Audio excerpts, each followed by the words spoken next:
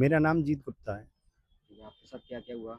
मेरे साथ मेरे भाइयों के साथ हमसे हमारा घर, ज़मीन, मकान, व्यापार सब कुछ छीन लिया गया। किस वजह से? मेरे साझेदार की चाल-फरेबी और दबंग भूमाफियाओं की, जिसमें अवैध हथियार की तस्करी करने वाले, गांजा तस्करी करने वाले, विधायकों का साथ रखने वाले लोगों का पूरा मिलीभगत है। हमने चौकी स्तर से लेकर एसएसपी साहब, कप्तान साहब तक के यहाँ गए, लेकिन कोई सुनवाई नहीं हुई। यहाँ तक सुनवाई ना होने के बाद मैंने डीजीपी ऑफिस में कंप्लेंट करी। वहाँ स्पष्ट रूप से बोला कि साहब, इस मामले में 25 जिले के पुलिस वाले संलिप्त हैं। वहाँ से भी कोई कार्रवाई नहीं हुई। मैंने हाथ जोड़कर बोला कि सर, मैं विकलांग हूँ और मेरा भाई इसी सब टॉर्चर से, परेशानी से होकर 2 बार ज़हर खा चुका है। वह विकलांग है, वह चलने से भी असमर्थ है।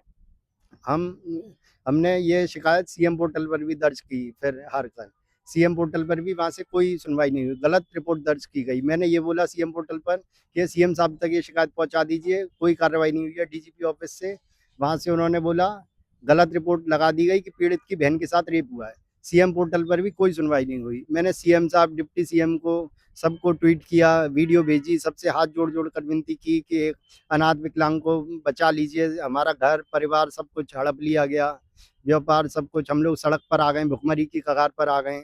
एंड में मैंने हार कर अपने भाई को ले जाकर सारे साक्ष्यों को सुप्रीम कोर्ट लेकर गया। वहाँ भी गर्मियों की छुट्टी होने के कारण कोई सुनवाई नहीं हुई, कुछ नहीं हुआ और हार कर मैं और मेरा भाई राष्ट्रीय मानव आयोग अधिकार में यह सारे सबूतों को लेकर पेश कर दिए हमने।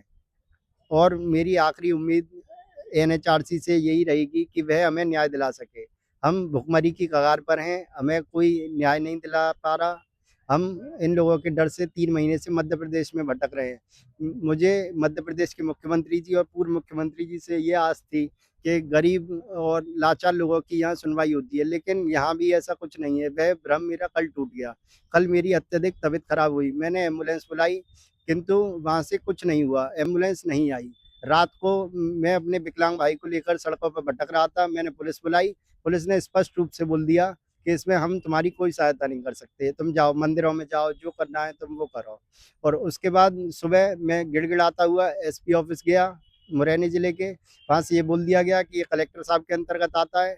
मैं कलेक्टर ऑफिस गया अपने दिव्यांग भाई को लेकर, कलेक्टर ऑफिस में से ये बोल दिया गया कि एसपी ऑफिस जाइए, वहाँ एसपी साहब भी बैठे थे और आईजी साहब भी बैठे थे। मात्र मैंने रेन बसेरे की और जो हमारी भुखमरी की कगार है, उसे दूर करने के लिए रेन बसेरे की मांग की थी। एमपी सरकार में भी गरीब, लाचार, दिव्यांग, सताए व्यक्तियों को कोई न्याय नहीं मिलता, किसी को कोई न्याय नहीं मिलता। तो मैं ये घटना कहाँ पर हुई है? ये उत्तर प्रदेश, जिला अलीगढ़। तो यहाँ एमपी में क्यों? एमपी में मुझे पता है वो लोग हमें मरवा देंगे, वो लोग मरवाने की धमकियां देते थे और ये मेरी आवाज़ उठी है प्रदेश के मुख्यमंत्री, उप मुख्यमंत्री और मैंने सारे राजनीतिक दल, हर पक्ष की, कांग्रेस, सपा, बसपा, आम आदमी पार्टी, हर प्रयास किया कहीं तक ये मेरी आवाज़ उठ सके।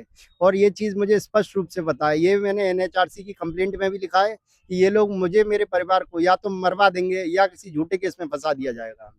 ये चीज़ हमें स्पष्ट रूप से पता है, तो आप ताकि ये केस हमेशा के लिए बंद हो जाए। लेकिन मैंने सारे साक्ष्य, ऑडियो, वीडियो रिकॉर्डिंग जो भी मेरे साथ घटित घटना हुई है, वो मैंने एनएचआरसी में जमा कर दिए हैं और हाई कोर्ट के चीफ जस्टिस को मेल किया है। तो उन्होंने क्या आश्वासन दिया?